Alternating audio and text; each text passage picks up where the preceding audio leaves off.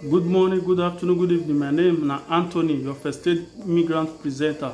So in case if you never subscribe, don't forget to hit the subscribe button. So the topic where I say make I come throw away for us for this channel where since then I see the way I see say they sorry for where I not fit meet up to this every week broadcasting.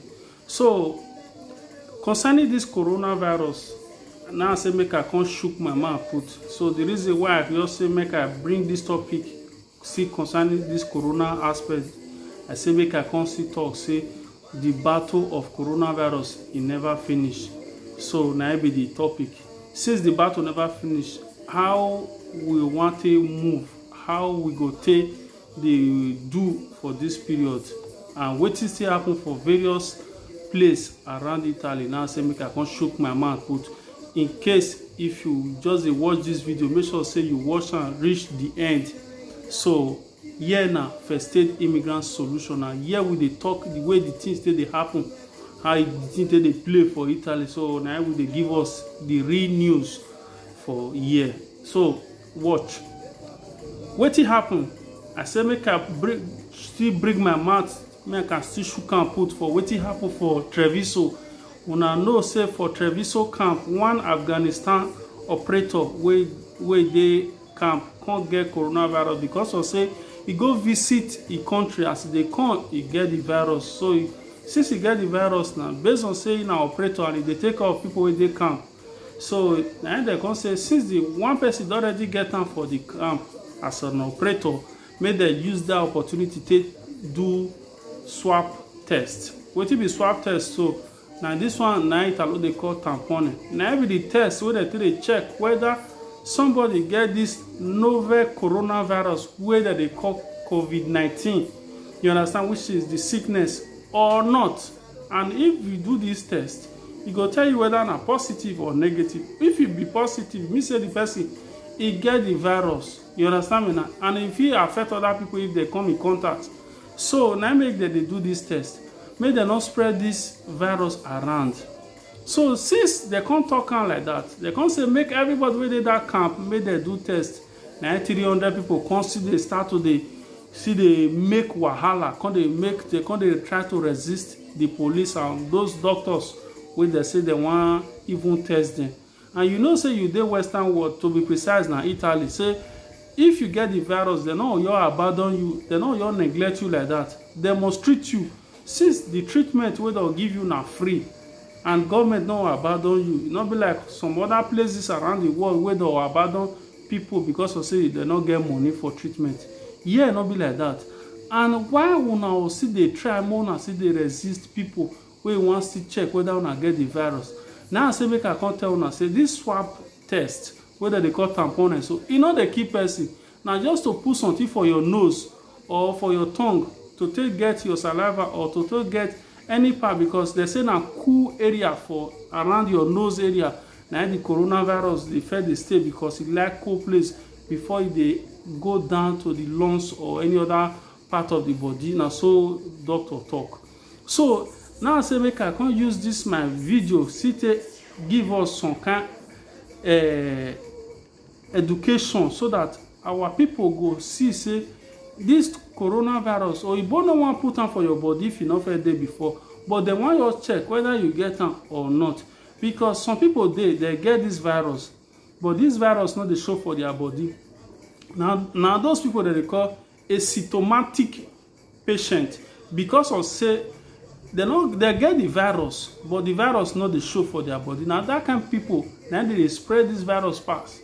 They'll say they get odeshi, fine, they get odeshi, fine, they get these antibodies, down a big English, they get the thing where they fight against this virus where the symptom not fit pronounce physically for your body. Those people they feel transmit, they feel spread this virus.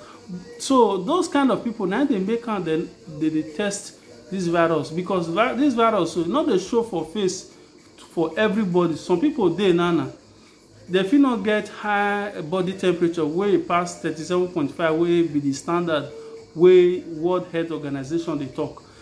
Or if you not get maybe you know they sneeze often or you not get running stomach, or you not get difficulties in breathing, if you not get any of these symptoms but you get the virus, now those ones that they call a symptomatic patient.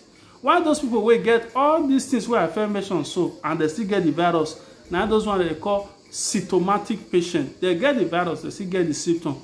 Now the reason why Italian government they say make anybody where they know say they get the virus, maybe they do this test to take confirm whether they get or not. So if you know say you get dey work or you dey camp or you dey any other place, make una go do test. And the test whether they do so, if you government can't do one for una free, but if you go by yourself say one go do one, you have to pay for small ticket money where the city run the test for you. Now say make I still let you know. So some people wey know say they work for this logistic BRT, which is a Bartolini company where they Bologna, they see so they say some group of people still dey there where you see get on this, where still get this virus. At the end of the day, now they come to us say they must test all the workers. They come find out say about 107 now can't get the virus for inside that company, and some of them still dey camp.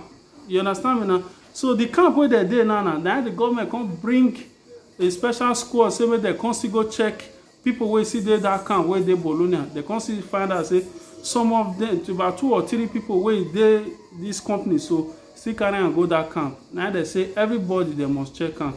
If you know say you dey that camp, abeg make una wait, make people check una, so that make una no dey carry this virus dey waka and make una no go spread am to other people.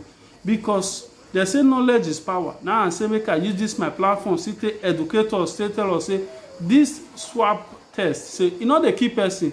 Na to test, na 2 results they give, either positive or negative. If na positive, you know say you get the virus, you go for treatment. If na negative, you protect yourself so that may other people not spread the virus to you. You understand me now? So even people wey not still get the virus and they want go work, and their work wey they do, if they concern people wey they take care of, maybe more than one, or they do teaching, or they work for camp, then they ask say make they still go do another test wey they call serological test. Those one are big grammatical terms. Wetin that one mean be say some people dey now, they don't get this virus and the virus don't come out for their body. How they know say this virus don't come out for their body? Now that they do this serological test, and this serological test so na blood test. So this blood test now it get 2 value. One na IgG value, either positive or negative. Then the other one na IgM. So IgM can also be positive weak, or positive or negative weak. So these are the value where they show. Wetin be this swab test they do?